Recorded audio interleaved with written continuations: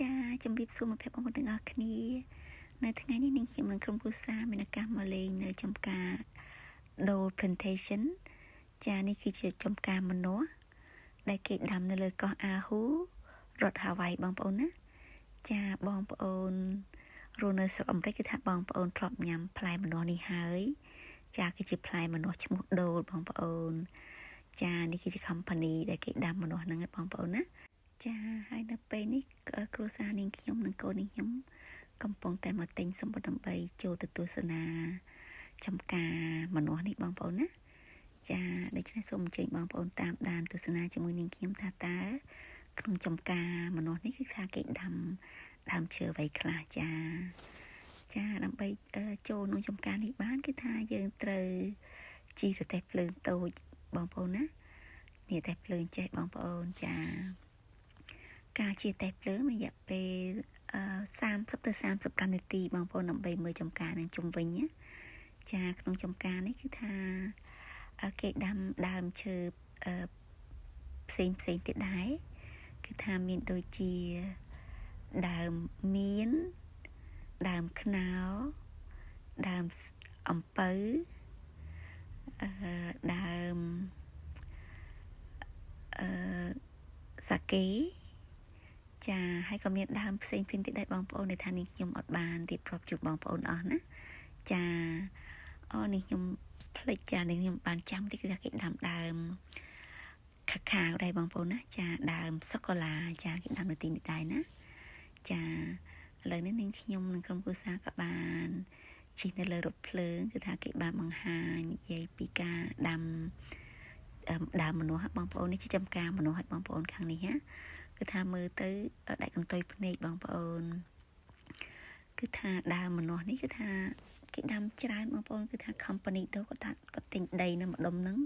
គឺដាំម្នាស់នៅខាងមួយខាងផ្លូវទៀតបងប្អូនណា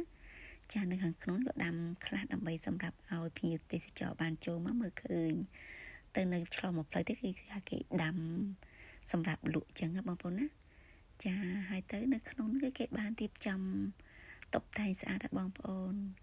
គឺថាដើមឈើនីមួយៗគេបានដាក់ផ្លាកឲ្យយើងឃើញចឹងនេះជាដើមខ្នុរបងប្អូននេះគឺថាមានផ្លែខ្លះហើយបងប្អូនចាហើយទៅនាងខ្ញុំជិះទៅគឺថាសប្បាយបានឃើញទេសភាពស្អាតមើលឃើញចឹងនេះជាផ្លែម្នាស់ដែលថានាងខ្ញុំទៅមើលគឺថាបានចេញជាផ្លែក៏តែមិនទាន់បានញ៉ាំបានទេបងប្អូននៅខ្ចីនៅឡើយហើយនេះគឺជាដើមឆូកូឡេតចាដើមកាខាវបងប្អូនណាចាគឺថាមានរូបរាងជាឯងដើមខ្លះក៏បានផ្លែហ្នឹងក៏បានចិត្តទុំដែរហើយចាខ្លះក៏នៅខ្ចីចឹងដែរនេះខ្ញុំឃើញដើមកាខាវគឺថាសប្បាយចិត្តមែនទែនបងប្អូននេះជាលើកទី1ដែលថានេះខ្ញុំបានឃើញណាចាដូច្នេះនេះខ្ញុំក៏បានថតវីដេអូជូនបងប្អូនទស្សនាផងដែរឥឡូវនេះនាងខ្ញុំបានចូលមកក្នុងហាងហើយបងប្អូនចាក្នុងហាងនេះគេមានលក់របស់ជាច្រើនដូចជាខោអាវរបស់កូនក្មេងលេងហើយនឹងផលិតផលដែលគេធ្វើមកពីម្នាស់ចាដូចជាម្នាស់ហាដំណាប់ម្នាស់ឬក៏ជាអាយស្គ្រីមហើយទៅក៏មានលក់ជាគ្រឿងឆូកូឡេតផងដែរ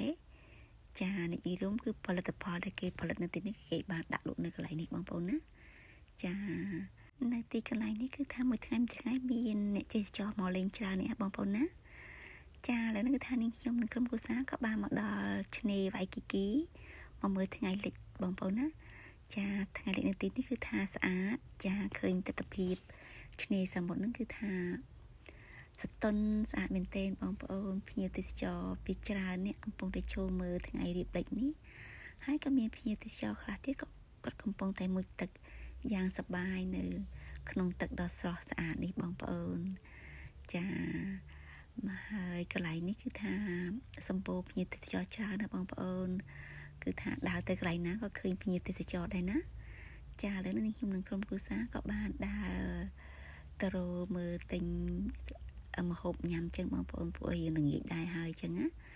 ទៅនាងខ្ញុំក៏បានទៅញ៉ាំម្ហូបក្នុងកន្លែងគេលក់ម្ហូបអាស៊ីនៅខាងក្រោម building មួយ កន្លែងម្ហូបនេះឈ្មោះថា Stitch of Asia ចាដូច្នេះនៅខាងក្នុងនេះគឺថាគេលក់ម្ហូបអាស៊ីបងប្អូនណាចាថ្ងៃនេះគឺថាមកញ៉ាំហ្វឺទៀតហើយបងប្អូនគឺថាដើរលេងចឹងមានតែការញ៉ាំហ្វឺគឺថាស្រួលបងប្អូនវាមិនសូវមានខ្លាញ់ហើយទៅក៏មិនសូវចាំយូរដែរចា